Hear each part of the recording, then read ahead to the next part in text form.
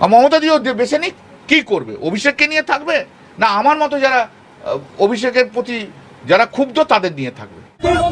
শীর্ষ নেতারা আমার বিরুদ্ধে কথা বলছে, দলে আলোচনা করার জায়গা রয়েছে, এবং আপনি স্পেসিফিক্যালি বলতে পারেন কল্যাণ বন্দ্যোপাধ্যায় বলেছে।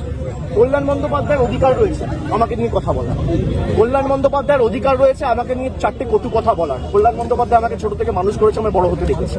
আমি এই কথাগুলো নিয়ে খারাপভাবে নিই না। ওনার একটা ঘটনা হয়তো খারাপ লাগতে পারে, উনি বলেছেন, কিন্তু আমি আমার কোনো ব্যক্তিগত ক্রোধ বা আমার কোনো ব্যক্তিগত ক্ষোভ কল্যাণ বন্দ্যোপাধ্যায়ের বিরুদ্ধে নেই।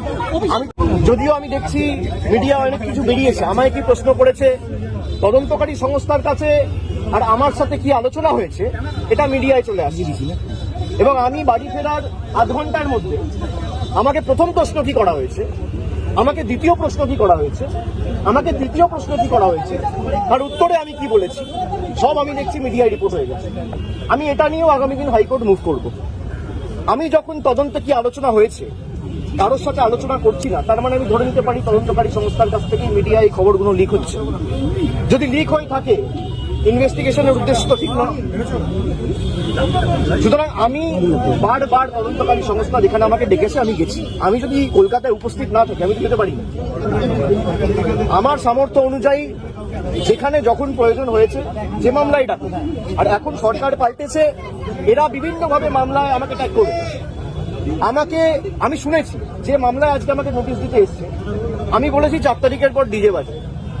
আমি প্রশ্ন করতে চাই যে আমি যদি সত্যি কোনো ভুল বলে থাকি, আমি এই স্টেটমেন্টগুলো কবে করেছি? নির্বাচন চলাকালীন। নির্বাচন যখন চলছে, ল এন্ড অর্ডার, আইন শৃঙ্খলা কার আন্ডারে? ইলেকশন কমিশনের আন্ডারে। মমতা বন্দ্যোপাধ্যায়ের আন্ডারে তো ছিল না। তাহলে তখন আমার বিরুদ্ধে এফআইআর হলো না কেন? ইলেকশন কমিশনের বিরুদ্ধে কমপ্লেন হলে ইলেকশন কমিশন আমার বিরুদ্ধে ব্যবস্থা নিল না কেন? তার কারণ আমি যদি ডিজে বাজানোর কথা বলে থাকি, দেশের স্বরাষ্ট্রমন্ত্রী বলেছেন তৃণমূলের লোকেদের উল্টো করে ঝুলিয়ে দিয়ে সোজা করে দেবে। প্রত্যেক ক্রিয়ার সমান এবং বিপরীত প্রতিক্রিয়া রয়েছে। আপনি বলবেন গণেশ কুমারকে যদি আমার এগেনস্টে অ্যাকশন নিতে হতো, তাহলে অমিত শাহর বিরুদ্ধেও অ্যাকশন নিতে হতো।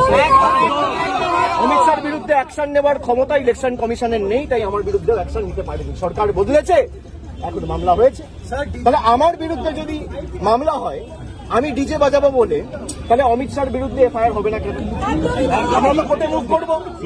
তদন্তকারী সংস্থার কাছে রাজ্যের মুখ্যমন্ত্রী যদি এই কেস আমি বাংলা থেকে বহিরাগতদের আক্রমণ করেছি বলে আমার ভাষণে এই তদন্তভার সিআইডি কে দেওয়া হয়, তাহলে যে বহিরাগতরা এসে বাঙালিকে আক্রমণ করেছে সেই মামলার দায়ভার কেন সিআইডি বা সিবিআই কে দেওয়া হবে না? এই প্রশ্ন তো উঠবেই।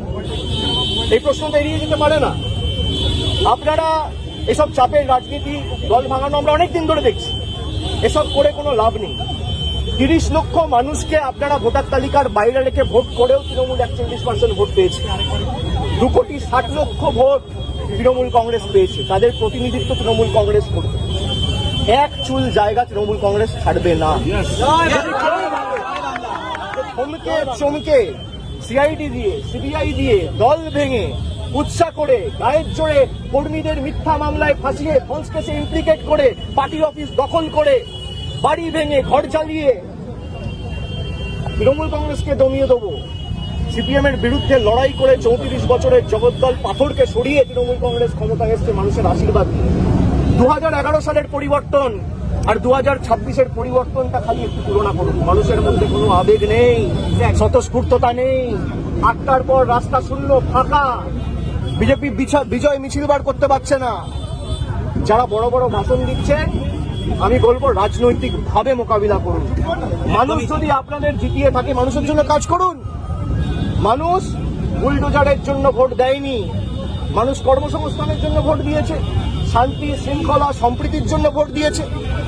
মানুষ উন্নয়নের স্বার্থে ভোট করুন। উন্নয়ন দিল্লির সাথে লড়াই করে টাকা আনুন। আপনারা ভোটের আগে বলেছিলেন অন্নপূর্ণা ভান্ডার, আর ভোটের পর মানুষ দেখছে বুলডোজার। এই বিচারিতা তো চলতে পারে না। আমি মিডিয়ার বন্ধুদের বলবো, কোনো স্পেকুলেশন, কোনো আলোচনা না করে যদি কেউ ভুল তথ্য পরিবেশন করেন, আমরা কিন্তু বাধ্য হব হাইকোর্ট সুপ্রিম কোর্ট অবধি যেতে পৌঁছাতে। আপনাদের দায়িত্ব, আপনারা সঠিক তথ্যটা মানুষের কাছে উপস্থাপিত করবেন, পরিবেশন করবেন। আপনারা রটনাকে ঘটনা বানিয়ে দেখাবেন না। আমার সাথে তদন্তকারী সংস্থার কি কথা হলো, আমার সাথে অন্য কারোর কি কথা আপনি দেখিয়ে দিচ্ছেন। আমার সাথে রাহুল গান্ধীর মিটিং হয়েছে, তৃতীয় ব্যক্তি কেউ নেই, আমি আর রাহুল গান্ধী কি কথা হয়েছে আপনারা বলবেন? আমি মিডিয়ার সাথে কথা বলবো। আপনারা জানছেন কোথেকে? আপনারা আপনাদের মতো স্পেকুলেট করে খবর যা পাচ্ছেন বলে দিচ্ছেন।